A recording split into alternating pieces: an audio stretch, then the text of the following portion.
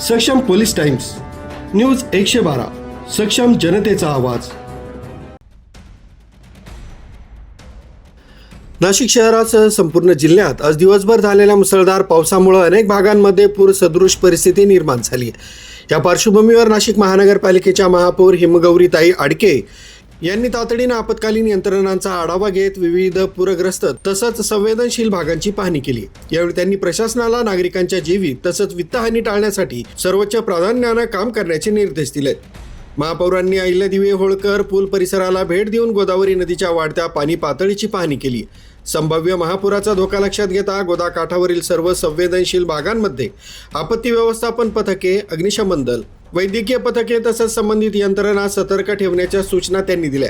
यावेळी महापौरांनी Nashik महानगरपालिकेचा command control इथं भेट देऊन आपत्कालीन व्यवस्थेचा आढावा घेतला। नियंत्रण कक्षामध्ये आतापर्यंत 70हून अधिक नागरिकांचा आपत्कालीन कॉल प्राप्त झाले असून प्रत्येक तक्रारीवर तात्काळ कार्यवाही करण्यात येते। प्राप्त होणारे कॉल तात्काळ संबंधित विभागांकडे पाठवले जात असून सरासरी 15 मिनिटांचा प्रतिसाद कालावधीत आवश्यक मदत पुरवण्यात येते। सर्व विभागांचे अधिकारी, कर्मचारी आणि पदाधिकारी पूर्ण क्षमतेने कार्यरत असून संपूर्ण महानगरपालिका यंत्रणा अलर्ट मोडवर असल्याची माहिती यावेळी देण्यात आली। सध्याच्या हवामानाचा अंदाज आणि सतत सुरू असलेला पाऊस लक्षात घेता शहरात महापुराची परिस्थिती निर्माण होण्याची शक्यता नाकारता येत नाही। पाऊस कायम राहिल्यास गंगापूर धरणातून पाण्याचा विसर्ग करण्यात येण्याची शक्यता असल्यानं नदीकाठच्या नागरिकांनी विशेष दक्षता घ्यावी असं आवाहन महापौरांनी केलंय। आता थोडंसं आपण पुराची परिस्थिती असल्यामुळे अजून सिक्युरिटी फोर्स वाढवतो आहे, पोलिसांना तैनात करायची मला असं वाटतं आता परिस्थिती निर्माण झालेली आहे। त्याचबरोबर आता गंगापूर धरण हे पूर्ण 95% भरलेलं आहे, म्हणून आता नाशिक शहराची जी पाणी कपात आहे ती रद्द करण्यात येत आहे।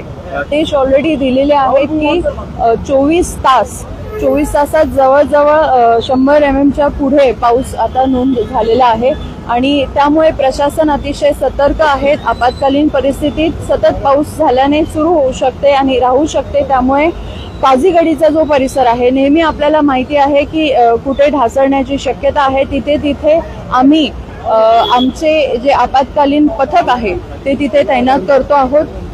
जवळजवळ सकाळपासून आज दिवसभरात 60 ते 65 कॉल हे रेकॉर्ड झालेले आहेत आमचे कमांड कंट्रोल सेंटरमध्ये आणि आपले रिस्पॉन्स टाइम जो आहे तो अतिशय चांगला आहे। एक जर कंप्लेंट आली तर विदिन 30 to 40 सेकंड्स 1 मिनिटाच्या आत आम्ही त्या विभागाला कळवतो आहे, जो कुठला विभाग असेल, आणि रिस्पॉन्स टाइम जवळजवळ आपल्या 10 ते 15 मिनिटाच्या आत आहे। आणि मला असं वाटतं की ह्या पूर्ण टीम सोबत आपण परिस्थिती अतिशय आटोक्यात ठेवू शकतो। पण पुन्हा एकदा सर्व नागरिकांना आवाहन करते की आपण कृपा करून पूर पाहण्यासाठी बाहेर पडू नये।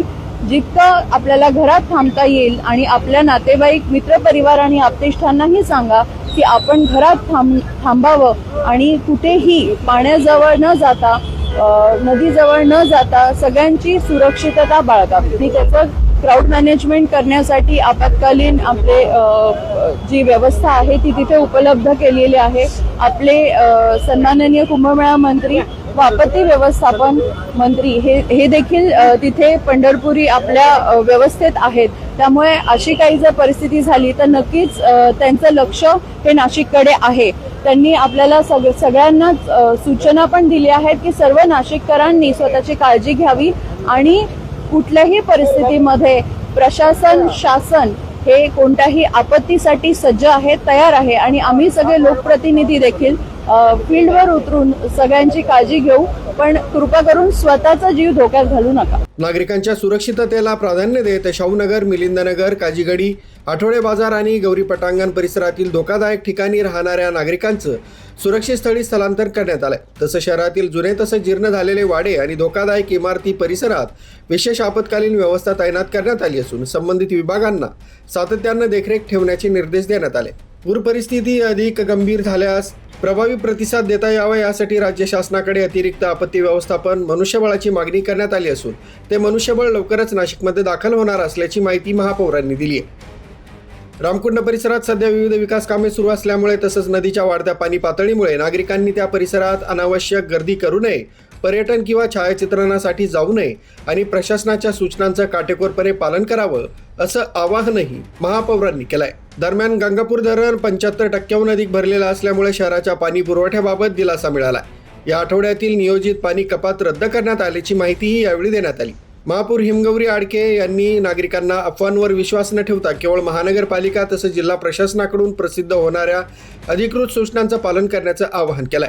कोणत्याही आपत्कालीन परिस्थितीत नागरिकांनी महानगरपालिकेच्या नियंत्रण कक्षाशी तात्काळ संपर्क साधावा, तसंच प्रशासनाला सहकार्य करून स्वतःची तसंच इतरांची सुरक्षितता जपावी असंही त्यांनी नमूद केलंय.